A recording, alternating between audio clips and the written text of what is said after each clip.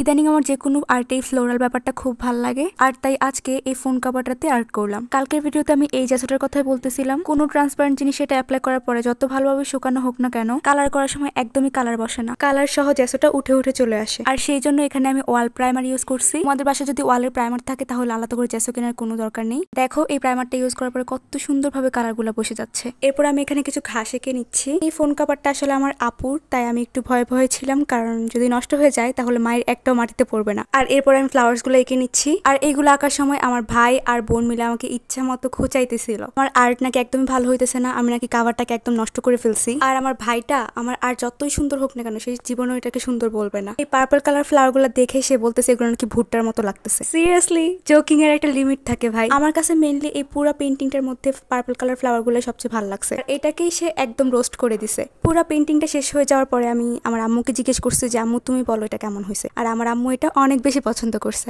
আম্মু যেহেতু বলছে এটা সুন্দর হয়েছে, তার মানে এটা আসলেই সুন্দর হয়েছে। তো এরপরে আমি এটার মধ্যে কিছু ডিটেলস দিয়ে দিলাম। আর এরপর সবচেয়ে স্যাটিসফাইং পার্ট, আমি একটা স্পঞ্জের সাহায্যে মেঘ এঁকে নিলাম। আর এই তো কমপ্লিট হয়ে গেল আমাদের ফোন কভারটা। আমি এটাকে খুবই সিম্পল রাখার ট্রাই করছি। আই থিঙ্ক তোমাদের কাছেও এই ভিডিওটা ভালো লেগেছে।